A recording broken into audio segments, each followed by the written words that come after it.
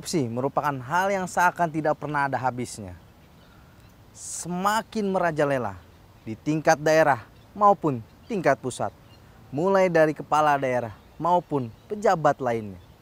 Korupsi merupakan hal yang sangat merugikan bangsa dan negara, baik dari anggaran. Dan korupsi merupakan wujud yang sangat buruk dan contoh yang sangat buruk bagi generasi muda Indonesia. Berdasarkan data yang ada, peringkat Indonesia masih sangat tinggi dalam indeks persepsi korupsi dan Indonesia belum bebas dari korupsi. Episode kali ini kita akan mengangkat tentang bagaimana menangani permasalahan korupsi di Indonesia. Namun sebelum itu kita akan saksikan profil singkat dari anggota DPR RI berikut ini.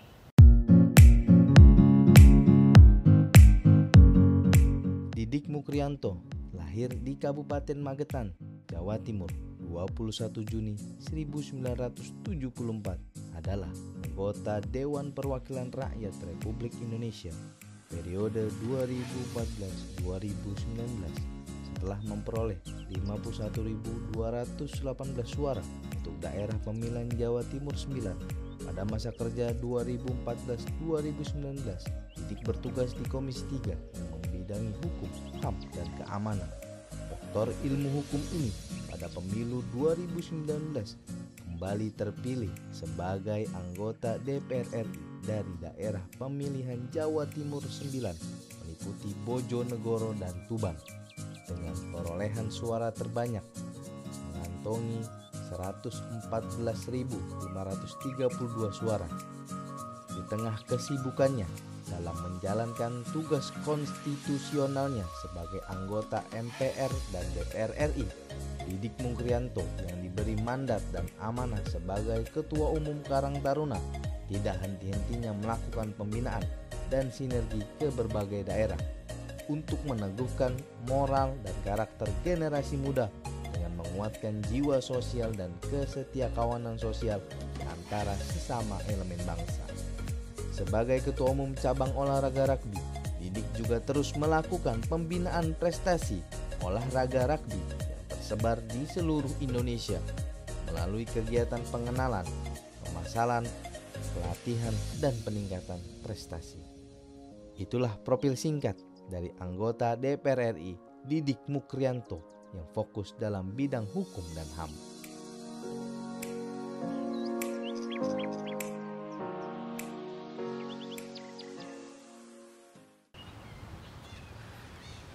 Ya pemirsa, masih bersama saya Hilman Hidayat dalam program Parlemen Bicara, Suara Wakil Rakyat.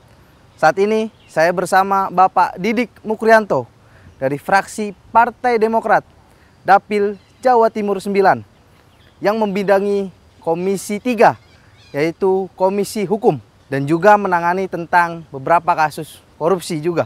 Kita akan membahas saat ini tema yang sangat menarik, bahwa masih banyak yang beranggapan masyarakat saat ini masih menjadi sorotan juga bahwa korupsi di Indonesia ini masih sangat tinggi, baik di tingkat daerah maupun di tingkat pusat.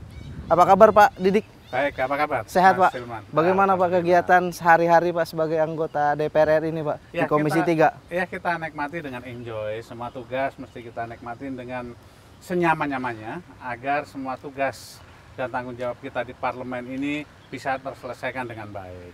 Pak, berdasarkan nih Pak, ada yang menarik data dari Transparency International Indonesia (TII). Indeks persepsi korupsi Indonesia ini masih sangat mengkhawatirkan. Bagaimana Bapak sendiri menanggapinya terkait dengan hal ini, Pak? Ya, tentu ini menjadi tantangan kita. Bagaimana Indonesia harus segera bersih dan bebas korupsi di satu sisi. Dan hadirnya pemerintah yang good and clean governance adalah menjadi cita-cita dengan harapan agar juga tata kelola keuangan di daerah pun juga sedemikian adanya, bisa berjalan dengan baik, peruntukannya bisa maksimal untuk rakyat, tidak banyak bocor ke hal-hal yang tidak diperlukan, apalagi kemudian dikorupsi. Ini tantangan kita semuanya dan keprihatinan kita bersama bahwa hingga saat ini meskipun KPK sudah dibentuk sejak pasca reformasi ya, setelah 98 tentu terbentuknya KPK melalui Undang-Undang 30 nomor 2002, tentu harapan kita semuanya Indonesia akan segera bersih dan bebas korupsi. Namun hari ini fakta yang kita hadapi masih banyak kepala-kepala daerah yang tersangkut persoalan korupsi. Nah ini kalau menurut Bapak kenapa nih Pak? Praktek korupsi masih menjamur di daerah, baik tingkat daerah maupun tingkat nasional. Apakah mental, apakah karena memang ada kesempatan Pak melakukan korupsi? Ya kembali lagi bahwa seharusnya bahwa korupsi ini adalah musuh laten bangsa ini, dan bagaimana kemudian komitmen politik, political will bangsa ini untuk membersihkan perilaku-perilaku korup di lembaga negara, termasuk juga di daerah ini menjadi sebuah concern dan perhatian yang betul-betul menjadi harapan kita semua untuk segera bangkit. Namun hari ini tentu menjadi evaluasi kita bersama bahwa setelah reformasi berjalan lebih dari 20 tahun kemudian upaya KPK terus untuk memberantas korupsi juga dilakukan dengan masif, polisi juga melakukan pembenahan, jaksa juga melakukan pemberantasan korupsi sama yang dilakukan oleh KPK, ternyata perilaku korup ini masih belum bisa diatasi dengan baik. Budaya korupsi masih terus menjamur. Nah ini saatnya kita semuanya, baik aparat negara, baik kemudian pemerintah dan seluruh masyarakat harus bersama-sama mengevaluasi bagaimana kemudian memberantas korupsi ini dengan sinergi yang utuh, dengan juga kebersamaan yang kuat, agar betul-betul harapan kita korupsi yang harusnya hari ini sudah mulai berkurang tidak menjadi-jadi seperti yang sekarang ini kita lihat, bagaimana maraknya kepala daerah kemudian terjaring OTT dan kemudian bagaimana juga hari ini tentu beberapa waktu ini kita mendengar bagaimana kemudian PPATK sudah memberikan signal kepada kita semuanya ada perilaku dari kepala daerah yang diduga membuka rekening di kasino di luar negeri. Wah ini menjadi sesuatu hal yang sangat-sangat menyisakan dada, memprihatinkan kepada kita semuanya. Mana mungkin kepala daerah kemudian melakukan tindakan-tindakan yang sangat-sangat tercela dalam konteks memimpin bangsa ini. Tapi benar gak sih Pak, ini praktik korupsi yang semakin meningkat ini karena hukuman yang tidak terlalu berat atau tidak membuat efek jera terhadap pelaku-pelaku baik OTT maupun korupsi lainnya? Ya kembali lagi, kalau saya melihat bahwa bicara hukumnya, saya berpikir sudah relatif mengakomodasi bagaimana kemudian menjerat para koruptor-koruptor ini dengan hukuman yang secara normatif sudah maksimal. Bahkan pada kondisi-kondisi tertentu, Undang-Undang Tindak Pemberantasan Korupsi juga sudah memberikan ruang hukuman mati buat para koruptor apabila melakukan korupsi pada saat-saat tertentu.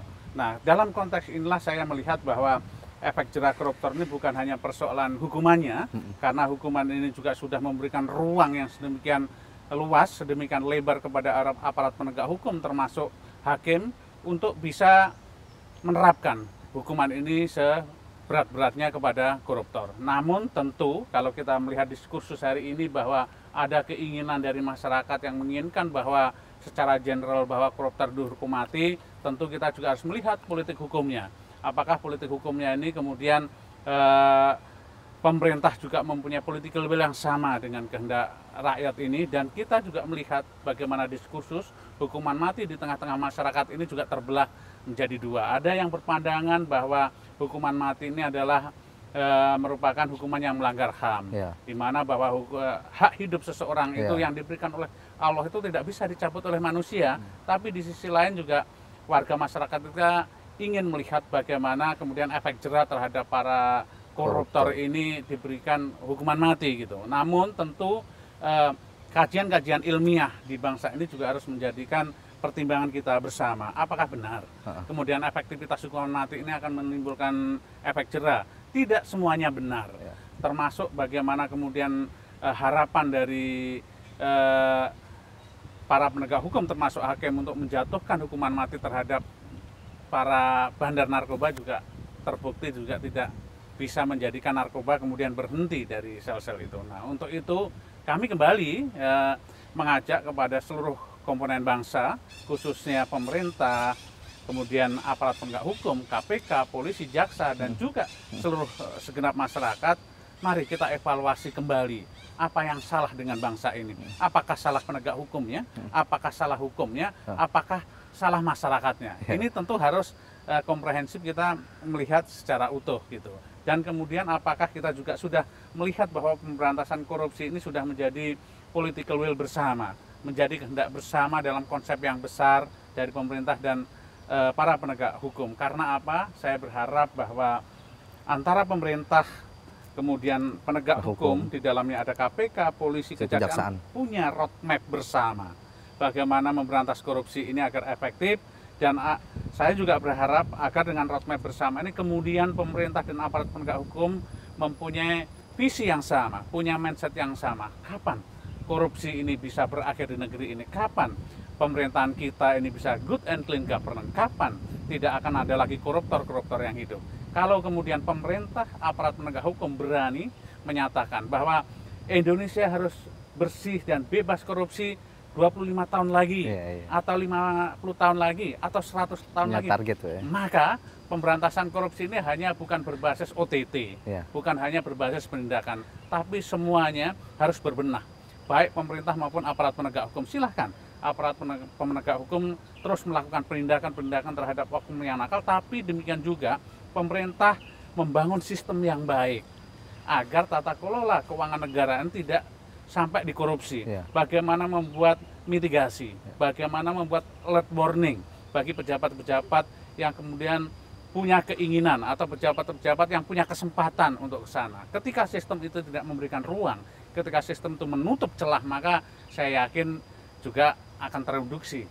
Berarti memang perlu sinergi Pak ya, dan koordinasi antara lembaga penegak hukum itu sendiri Pak ya? Ya, tentu harus wajib. Tanpa itu saya pikir KPK saja memberantas korupsi tidak akan selesai di negara ini. Polisi dan jaksa tanpa mendukung apa yang dilakukan KPK, maka korupsi akan terus menjamur di negeri ini. Apalagi, mohon maaf, kalau kita kemudian melihat globalisasi saat ini kemudian diterjemahkan menjadi sesuatu paradigma yang salah. Bagaimana kemudian mencari keuntungan, bagaimana mencari harta dengan secara instan. Inilah yang kemudian kalau tidak hati-hati kita mensikapi itu, maka ini akan menjadi malah praktek dalam tata kelola keuangan ke Indonesia. Kalau semua orang kemudian menginginkan uang tanpa berkeringat, kemudian ingin menumpuk harta dengan cara instan dan tiba-tiba, cepat kaya ya Pak. Apalagi kalau nggak korupsi. Iya. Nah ini sebenarnya kalau menurut Bapak ya, hukuman atau efek jera yang paling membuat ya koruptor ini ya tidak melakukan tindakan korupsi lagi seperti apa sih Pak? Tapi jangan dijawab dulu Pak ya. Kita akan kembali lagi dalam segmen yang selanjutnya. Tetap di Parlemen Bicara.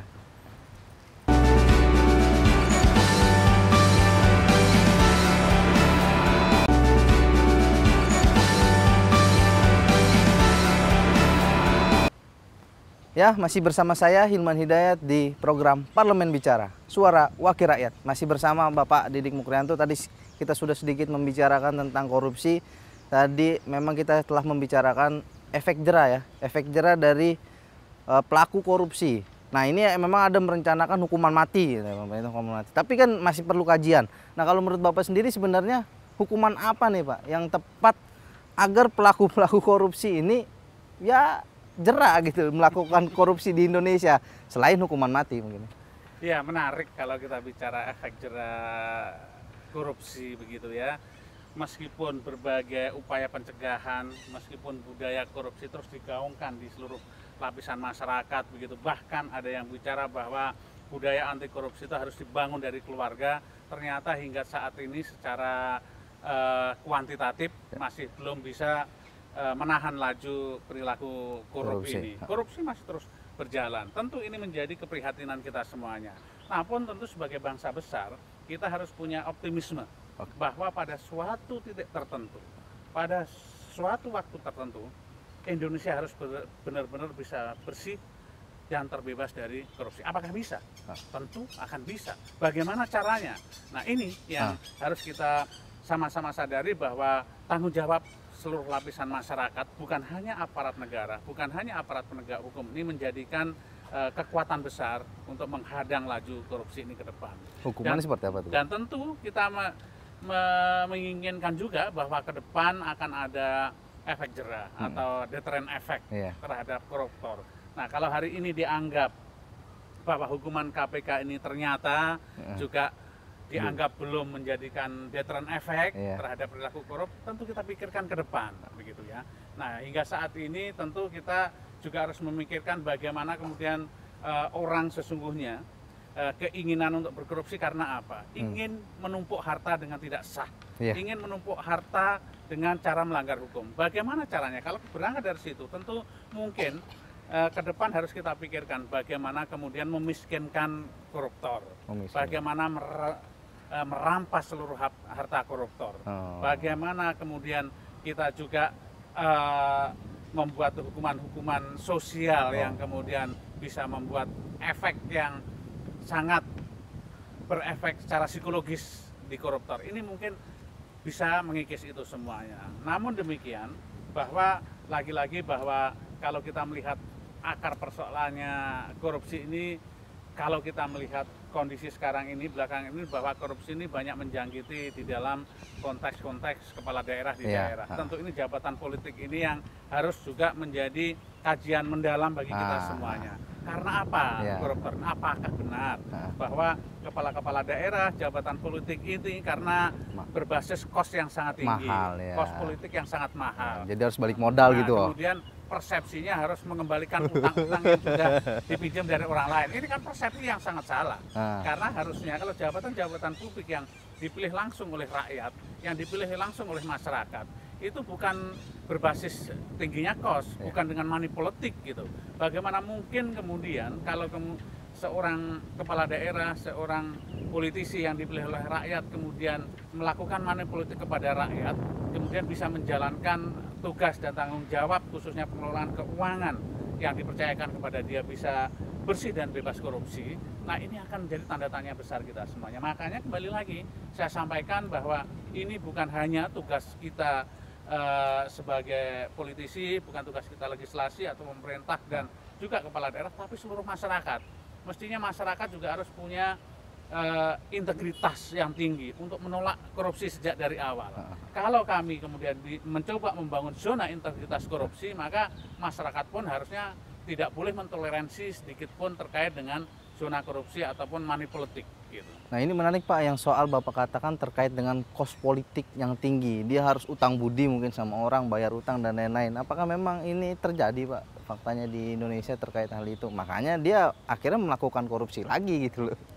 Ya, kalau kita mengatakan iya, saya sebagai seorang politisi merasakan ada. Oh, ada ya, benar ya. Jadi proses-proses kemudian politik berbiaya tinggi ini memang terjadi di negara kita ini. Apakah kemudian biaya kampanyenya besar, biaya mobilisasinya massa besar, kemudian apakah dengan cara-cara yang tidak baik mengedukasi calon voters dengan mobilisasi uang gitu. Ini kan tentu hal-hal yang juga harus segera dibongkar. Siapa yang membongkar? Tentu kembali kepada bagaimana pemilu, baik pemilu kada maupun nasional itu bisa dipastikan, bisa jujur, adil dan bersih. Siapa yang bisa menjamin itu? Salah satunya adalah aparat penyelenggara pemilu, aparat negara, aparat hukum. Para penyelenggara pemilu harus memastikan bahwa mereka bertindak adil, bertindak jujur dan tidak melakukan diskriminasi. Kemudian aparat negara juga harus memastikan dirinya netral dari semua kepentingan. Dan juga kemudian aparat penegak hukum harus memastikan menegakkan hukum pemilu setegak-tegaknya. Tidak boleh mentoleransi sedikit pun politik uang di tingkat apapun. Kalau memang ada yang melakukan, maka tindaklah sekeras-kerasnya. Dengan cara itu, insya Allah juga masyarakat juga tidak akan mentoleransi kembali adanya money politik ketika diajak bersama untuk menegakkan hukum. Nah, inilah yang saya harapkan ke depan, bahwa para pengambil keputusan, khususnya para kepala daerah atau pejabat-pejabat yang dipilih oleh rakyat, hati-hati di dalam memenangkan pertarungan. Mari kita edukasi rakyat dengan program. Mari kita edukasi rakyat dengan jiwa dan kekuatan yang berbasis non money politik. Dengan cara itulah insya Allah pelan-pelan perilaku-perilaku korup yang menjangkiti para politisi, para kepala daerah, para pejabat negara ini bisa dipangkas sejak awal, selain betul-betul menerapkan bagaimana kemudian melakukan pemiskinan terhadap koruptor, bagaimana merampas harta-harta koruptor. Nah ini kalau Bapak lihat sendiri sebenarnya sistem pencegahan atau sistem pemberantasan korupsi di Indonesia ini seperti apa sih Pak untuk menekan atau mengurangi tingkat korupsi di Indonesia? Pastinya. Ya, tentu setelah kami Komisi 3 banyak mendengar konsep, banyak mendengar gagasan yang disampaikan oleh aparat penegak hukum kita, termasuk KPK, jaksa polisi, secara teoretikal mereka sudah melakukan tindakan pencegahan ataupun roadmap pencegahan yang baik.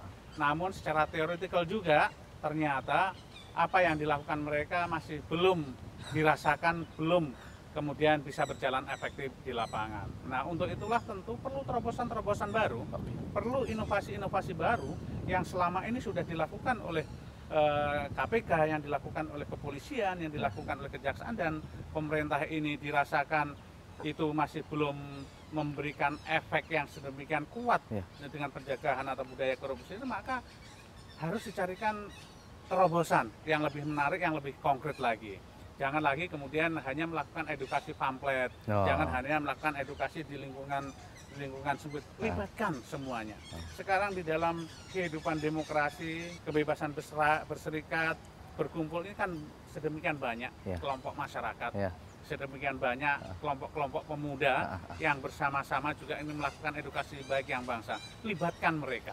Bagaimana mengawasi perilaku-perilaku pejabat kita dan oknum-oknum yang ingin melakukan kali kong dengan pejabat. Apabila semuanya ruang ini dibuka, partisipasinya semakin luas, mengajak serta seluruh lapisan masyarakat, insya Allah masyarakat juga tidak akan mudah untuk berkompromi terhadap perilaku korup. Masyarakat juga akan membangun zona atau border terhadap perilaku korupsi mulai dari ini. Berarti perlu ada roadmap ya, dan target yang jelas dari pemerintah untuk memberantas korupsi ini Pak? Ya konkret, kalau tidak ada target, pemerintah tidak mampu menyampaikan kepada kita semuanya kapan Indonesia bersih dan bebas korupsi, maka tidak akan mungkin akan terbangun itu tadi yang kita sebut sistem pemberantasan korupsi yang terstruktur dan sistematis dan bisa sinergi di semua lapisan bangsa.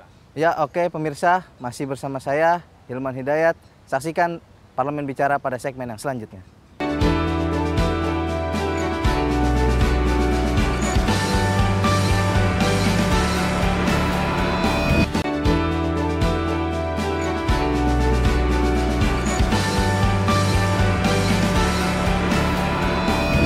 Ya, masih bersama saya Hilman Hidayat dan Bapak Didik Mukrianto. Tadi kita sudah sedikit mendalam ya tentang korupsi.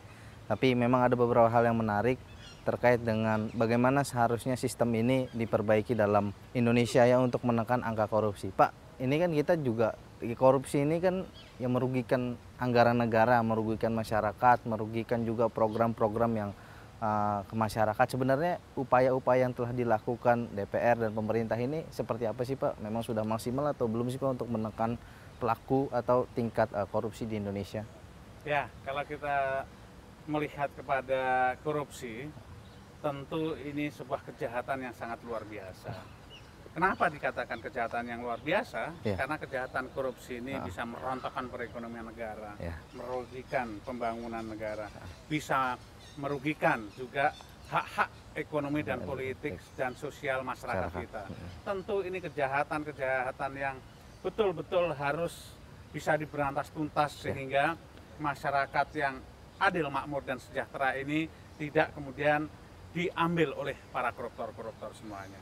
Nah, dalam konteks itu tentu tidak mudah memang memberantas korupsi ini, karena memang perlu effort yang sangat luar biasa, perlu upaya yang sangat luar biasa, karena kejahatan korupsi ini juga menggunakan power, cara, modus yang juga sangat luar biasa. Gitu.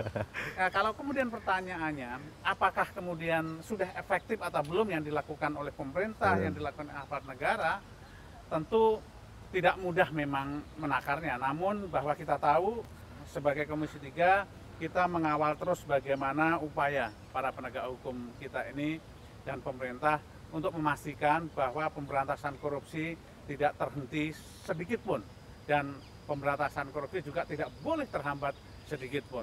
Nah, dalam konteks itulah bahwa meskipun hari ini ternyata masih banyak koruptor yang kemudian yang berkeliaran, koruptor yang kemudian dilakukan penindakan atau penangkapan, tapi tentu kita juga harus berharap bahwa kita tidak boleh kalah sedikit pun dengan korupsi.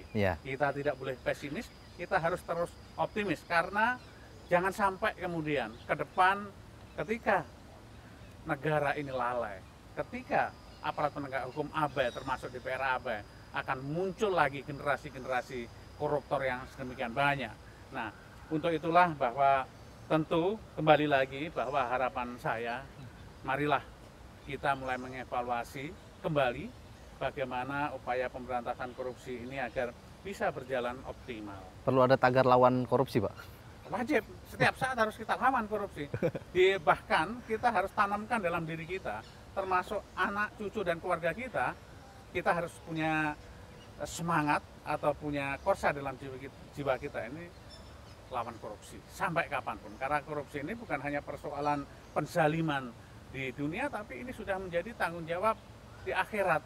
Tidak mungkin korupsi ini kemudian dibenarkan oleh agama manapun. Nah, untuk itulah bahwa kami mengajak sekali lagi, marilah kita memberantas korupsi yang lebih terukur, baik oleh yang dilakukan oleh pemerintah maupun aparat penegak hukum. Bagaimana kemudian membuat terukur kembali? Kalau saya menginginkan ke depan ini semua komponen bangsa ini duduk bersama untuk membuat roadmap korupsi yang utuh, yang menjadi pedoman bersama.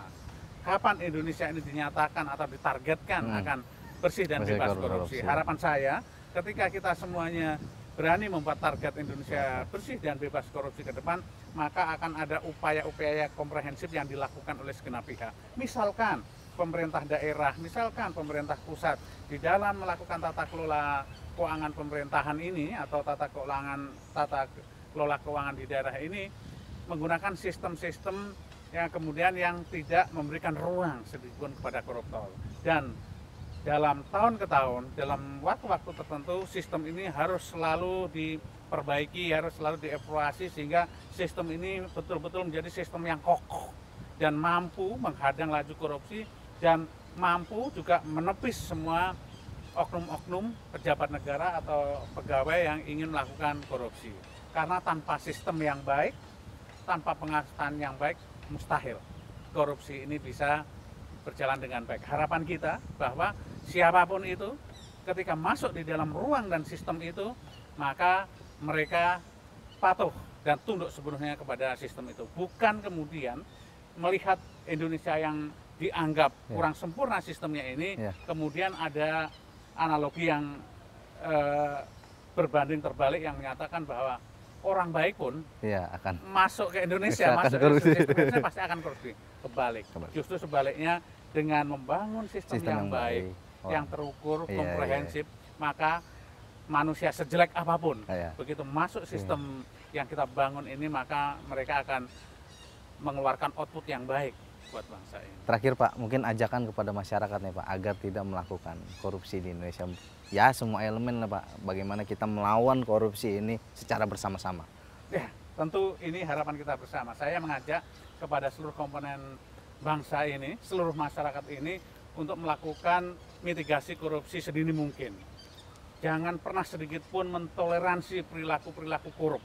Perilaku korup ini dimulai bukan hanya perilaku korup terhadap uang, perilaku korup terhadap waktu, perilaku korup terhadap janji, dan segala macam.